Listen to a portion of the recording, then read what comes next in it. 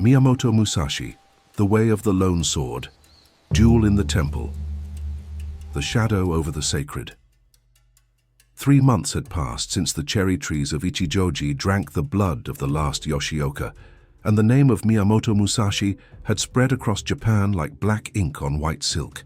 In roadside taverns, in abandoned dojos, in monasteries where warrior monks still practiced forbidden arts, whispers were made of the two-sworded demon who had destroyed an entire dynasty in a single bloody morning. It was the autumn of 1604, and Musashi, now 21, walked the roads leading to Mount Hiei, the sacred mountain that towered like a spiritual guardian over Kyoto. He had not come on a pilgrimage. He had long since lost all faith in benevolent gods. He came because he had received a challenge unlike any other, an invitation carrying the weight of centuries of monastic tradition and spiritual power. The Enryakuji complex, crowning Mount Hiei like a heavenly city, was more than a monastery. It was a spiritual fortress that had defied emperors and outlasted shoguns. For over 800 years, its warrior monks had been feared throughout the nation, a military force disguised as a religious order, capable of mobilizing thousands of fanatical fighters who fought with the fury of those who believed the heavens were on their side. It was here, in this bastion of the ancient order, that the survivors of the martial traditions Musashi had shattered had found refuge.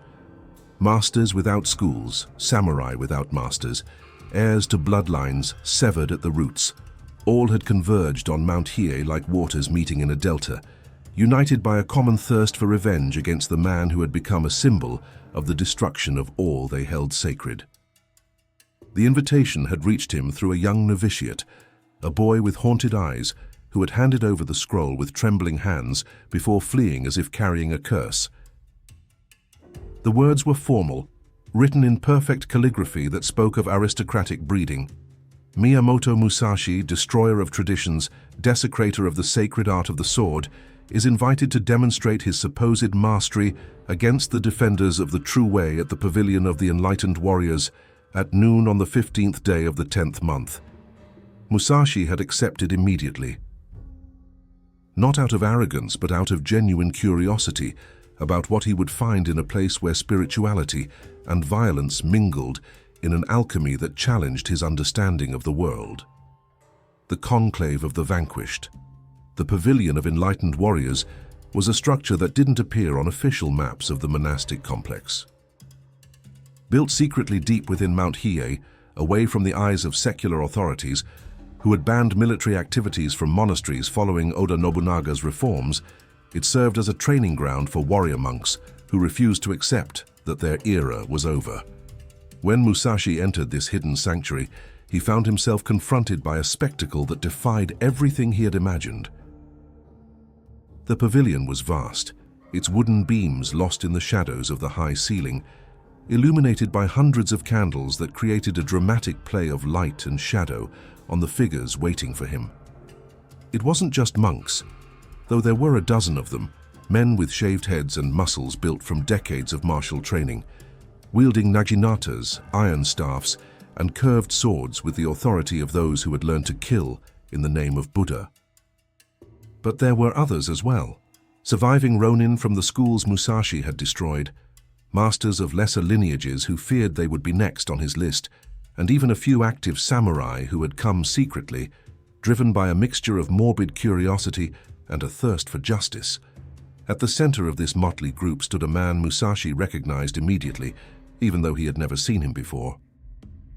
He was about 40 years old, tall and thin as a spear, with eyes that burned with the intensity of someone who had dedicated his entire life to the pursuit of spiritual perfection through controlled violence. His monastic robes were simple, but the sword he carried was a masterpiece that spoke of aristocratic lineage. "I am Hozoin Ine," the man said, his voice echoing through the pavilion with the authority of one who had commanded invisible armies for decades. 12th warrior abbot of this order, guardian of the sacred spear techniques, successor to a tradition that predates the Tokugawa themselves. Musashi was familiar with Hozoin Ine's reputation.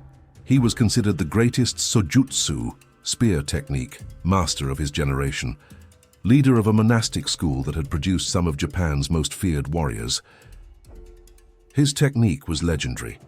It was said he could cut falling leaves with the tip of his spear, and his movements were so fluid they resembled sacred dance. "You came here," Ine continued, "because you believed that your reputation as a destroyer of traditions would give you power over men of true enlightenment.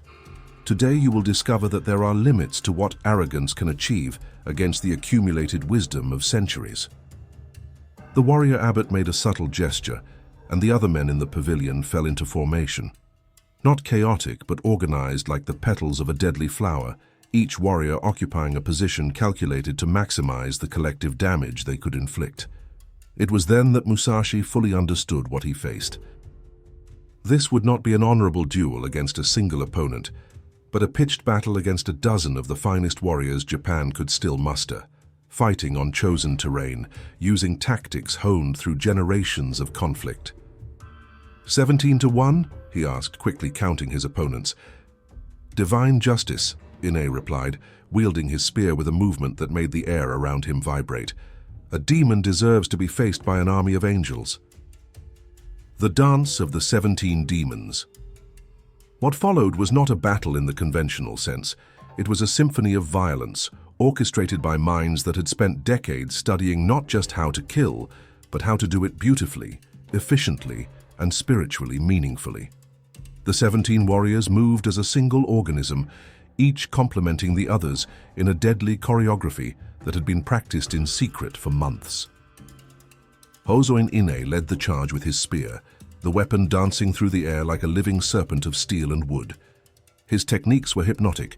The spearhead traced patterns in space that seemed to have calligraphic meaning, as if he were writing deadly sutras in the air with movements of supernatural precision. Around him, the warrior monks attacked with the coordination of seasoned wolves. Their naginatas slashed in lethal arcs that intertwined with the central spear strikes, creating a seemingly impossible net of steel. Every move was calculated to force Musashi in specific directions, every strike part of a larger strategy that treated combat as a problem of sacred geometry. The surviving Ronin of the shattered schools fought with the fury of those with nothing left to lose. Their techniques, honed by years of traditional training, blended into a chaotic symphony of differing styles, some favoring speed, others brute strength, some focusing on impenetrable defense, others on suicidal attacks that would sacrifice their own lives for the chance to inflict a mortal wound on the demon that had shattered their worlds. For a few minutes, it seemed the strategy would work. Musashi, for the first time in years, found himself genuinely pressured. He couldn't attack without exposing himself to counterattacks from multiple directions. He couldn't defend without creating openings that his coordinated opponents would exploit ruthlessly. He was forced to move constantly, his two swords working in patterns that defied physics, just to keep his 17 opponents at a distance, sufficient to survive. But then something changed in the way Musashi fought. Instead of trying to overcome his opponent's coordination through speed or superior technique, he began to use his own lack of pattern as a weapon. Where the 17 fought as a coordinated organism, he fought as a natural force. Unpredictable, chaotic, impossible to anticipate or counter through conventional strategy. He began to move not like a trained warrior, but like a storm who had learned to wield swords. His attacks followed not martial logic, but a more primitive mathematics. The mathematics of pure survival, where every movement was dictated not by form or tradition, but by the absolute necessity of keeping breathing for one more second. The change in his approach caused the first crack in the attacker's perfect formation. One of the Ronin, anticipating a pattern that didn't materialize, found himself out of position at the exact moment Musashi decided to turn defense into attack. The young Ronin's short sword found the veteran's heart before he could realize he had made a fatal mistake. The collapse of order. The death of the first attacker was like a discordant note in a perfect symphony, sudden, unexpected, and causing a reverberation that shattered all the harmony the others had so carefully constructed. The formation that had been planned for 17 fighters no longer worked with 16, and in the moment of hesitation that followed, Musashi proved once again why he was considered invincible. He didn't give the survivors time to reorganize their strategy. Instead of retreating or trying to create breathing room, he did the opposite. He dug even deeper into the broken formation, turning what had been a coordinated numerical advantage into a chaotic disadvantage where the attackers themselves began to interfere with each other. Ine's spear, so lethal when it could arc across space, became a hindrance when Musashi managed to get within his guard. The warrior monk's naginatas, devastating at medium range, were nearly useless when the target was so close that their own companions blocked their attack angles. One by one, the attackers fell. Not quickly. Each death was an epic struggle in miniature, each opponent fighting with the desperation of someone who knew it, represented not only their own life, but their last chance to stop a force that had become greater than any individual.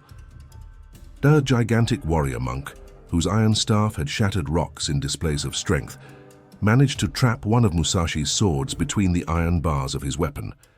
For a moment, it seemed he had found the key to defeating the invincible. If he could neutralize one of the blades, the others could overwhelm the young Ronin through sheer numbers. But Musashi simply released the trapped sword and continued fighting with a single weapon, his movements instantly adapting to the new reality. When the monk attempted to use the captured sword against its own owner, he discovered that Musashi had anticipated this as well.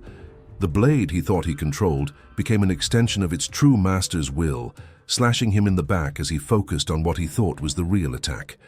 Hosoin Ine, watching his comrades fall one after another, realized that coordination had become impossible. The only hope left was a complete change of strategy. Forget formation, forget coordination, forget everything except the primal need to destroy the demon that was devouring his allies like fire consuming dry parchment. "Disband!" he shouted over the roar of combat. "Every man for himself. Surround him but fight alone." It was a desperate tactic, but perhaps the only one that could still work against an opponent who seemed to thrive on chaos and feed on the very coordination of his enemies. The last of the shining. When the smoke from the smaller fires cleared and the roar of combat finally subsided, only two figures remained standing in the devastated pavilion. Musashi, covered in blood, very little of it his own, retrieved his second sword from the giant monk's dead fingers. Across the destroyed hall, Hosoin Ine stood in a fighting stance, his spear still firmly in his hands, but his eyes betraying the terrible realization that he had witnessed the impossible. 16 of the finest warriors Japan could muster lay dead around them. Men who had dedicated decades to perfecting the martial art, masters whose techniques were considered national treasures, warriors whose coordination had been planned and practiced for months, all reduced to corpses in a matter of minutes by a single young man who seemed to operate by physical laws different from those that governed other men. "Impossible," Ine murmured, his voice echoing strangely in the silent pavilion. "This is impossible. No man can do what you just did. No human possesses such power." Musashi wiped his swords on the remains of a monastic banner that had fallen during the fight. His movements were methodical, almost ritualistic, as if wiping blood from blades were a sacred ceremony he performed after each victory. "Maybe you're right," he said, studying his latest opponent with something that might have been intellectual curiosity. "Maybe I'm no longer human." The question is, does that comfort you or terrify you?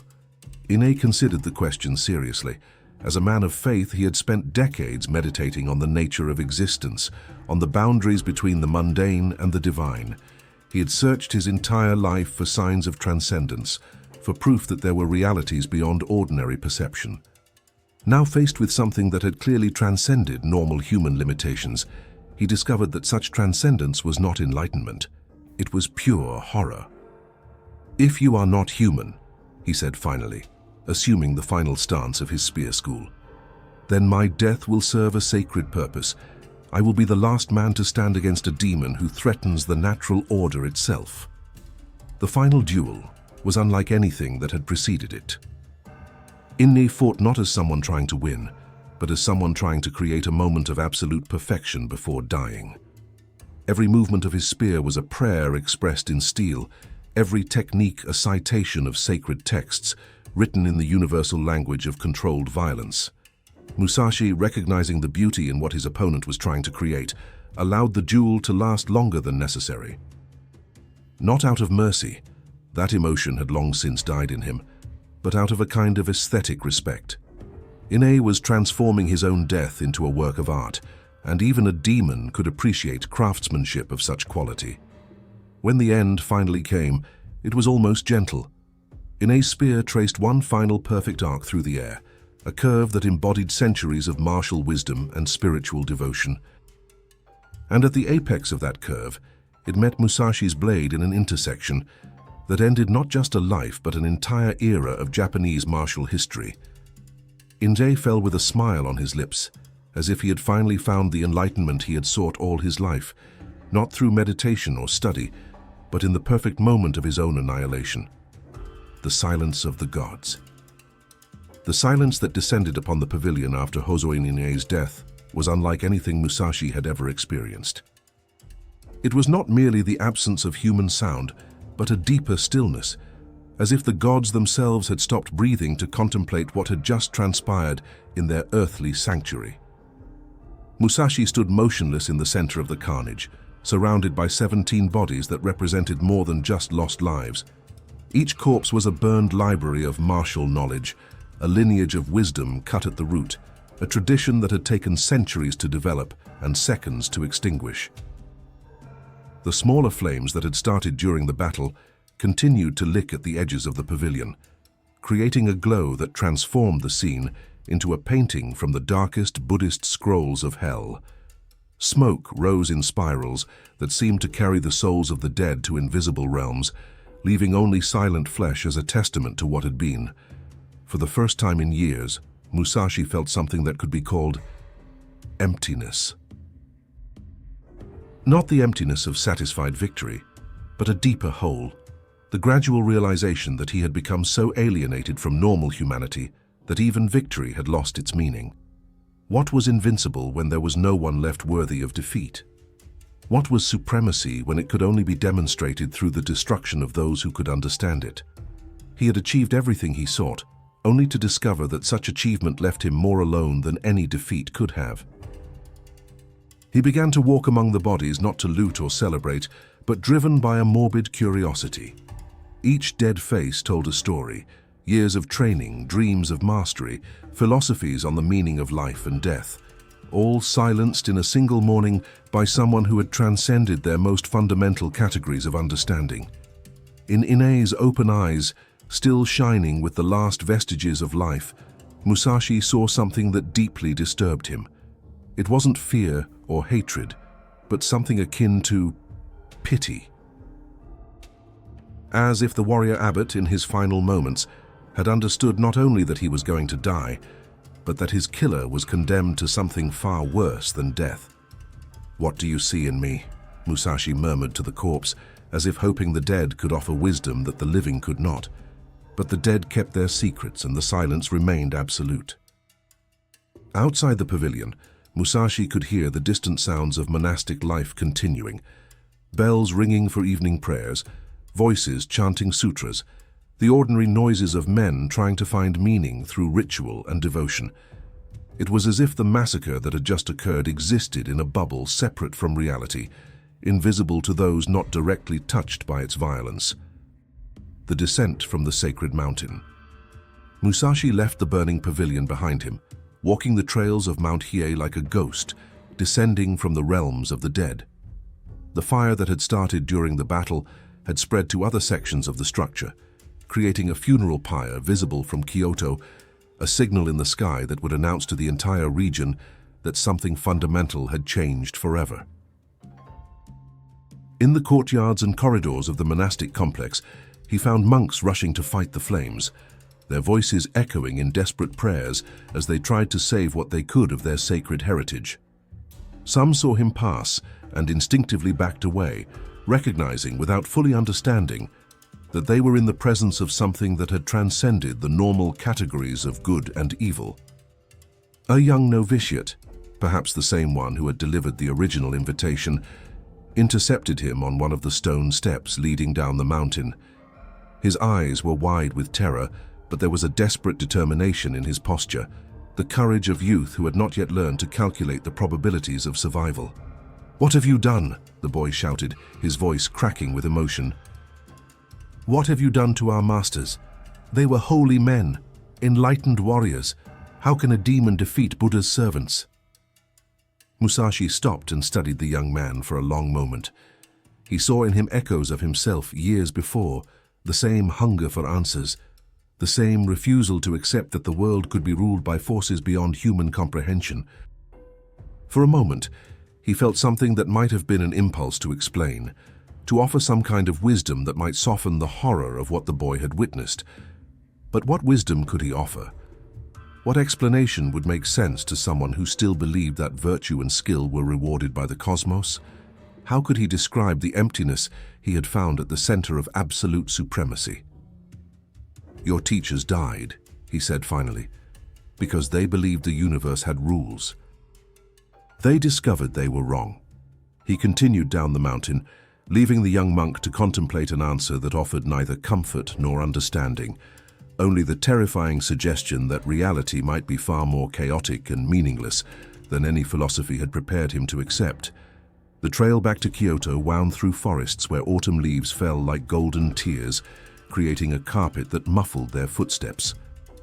It was as if nature itself were trying to erase the evidence of its passage, to hide the fact that something unnatural had walked these sacred paths.